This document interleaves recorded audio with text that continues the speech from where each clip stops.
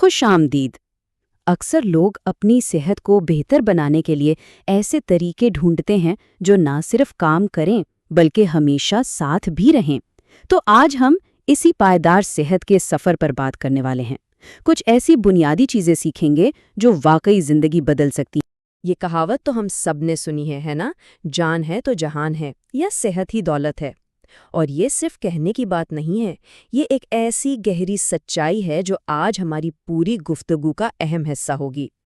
जरा सोचिए, जब तबीयत ठीक ना हो ना तो दुनिया की कोई भी कामयाबी, कोई भी खुशी कुछ मायने नहीं रखती, सब फीका लगता है। इसीलिए अपनी सेहत को सबसे ऊपर रखना ये कोई ऑप्शन नहीं है, ये ज़रूरत है। तो पहला कदम क्या होना चाहिए? वो है माइंडफुल ईटिंग, यानी सोच समझकर खाना। और इसका मतलब सिर्फ ये नहीं कि क्या खाना है, इसका मतलब ये भी है कि कैसे खाना है, और सबसे ज़रूरी, अपने जिस्म की आवाज़ को सुनना सीखना है। अब यहाँ एक बहुत ही अहम फ़र्क समझना ज़रूरी है, भूख और ख्वाहिश के दरमियान। मतलब, क्या जिस्म को वाकई एनर्जी की, फ्यूल की ज़रूरत है, या बस यूं ही बोरियत या उदासी की वजह से कुछ खाने का दिल चाह रहा है। इस फ़र्क को पहचानना आधी जंग जीतने के बराबर है। तो फिर सवाल ये उठता है कि पता कैसे चलेगा कि ये असली वाली भूख है या बस मन का वहम? इसका जवाब कहीं बाहर नहीं, हमारे अपने जिस्म के अंदर ही है। जवाब है अपने जिस्म की ज़बान को समझना।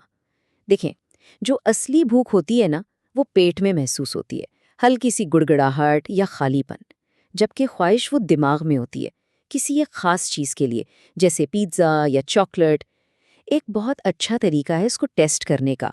जब भी कुछ खाने का दिल करे, एक लम्हे के लिए रुककर सोचें, क्या इस वक्त एक सेब खाया जा सकता है? अगर जवाब नहीं है, तो ये शायद भूख नहीं, बस एक क्रेविंग है। तो इस सोच समझ कर खाने के प्रोसेस को 3 आसान स्टेप्स में बांट लेते हैं। सबसे पहले अपनी असली भूख के इशारों को पहचानना सीखना है। फिर जब भूख लगे तो ऐसी चीज़ों का इंतखाब करना है जिनमें ग़ज़ाइयत हो। और तीसरा, एक ही बार में बहुत सारा खाने के बजाय दिन भर में छोटे छोटे फ्रीक्वेंट मील्स लेना बेहतर है। मतलब, जब भूख लगे तो दही, अंडे, दालें या फल जैसी चीज़ें खाना एक अच्छा ऑप्शन है। क्यों? क्योंकि इनमें प्रोटीन और फाइबर होता है, जो ना सिर्फ एनर्जी देता है बल्कि पेट को देर तक भरा रखता है। दूसरी तरफ बिस्किट्स या चिप्स जैसी चीज़ों से बचना बेहतर है। वो फौरी तौर पर तो अच्छा महसूस करवाती हैं, लेकिन इनमें एम्प्टी कैलोरीज होती हैं और थोड़ी ही देर में फिर से भूख लग जाती है।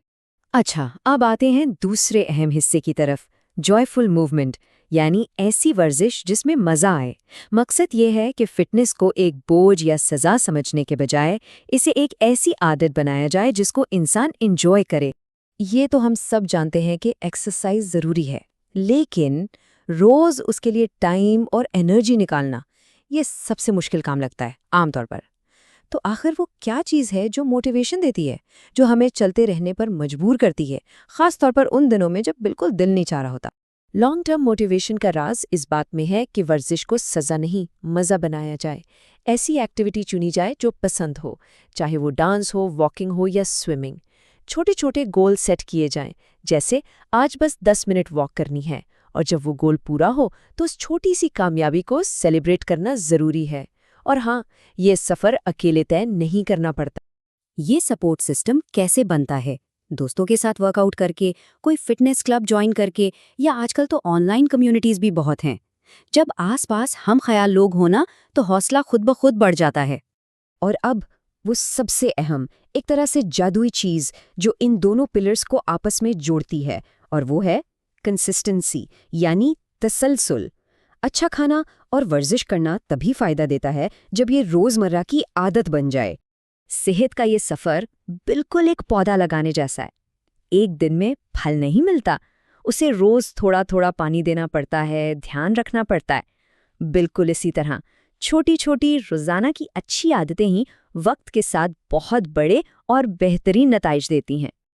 ये सारी बात इस एक जुमले में समा जाती है। सेहत कोई डाइट नहीं, ये एक लाइफस्टाइल है। मतलब, ये चंद दिनों की पाबंदियों का नाम नहीं, बल्कि ऐसी आदतें अपनाने का नाम है जो जिंदगी भर साथ निभाएं। तो ये लाइफस्टाइल बनाया कैसे जाए? बहुत आसानी से।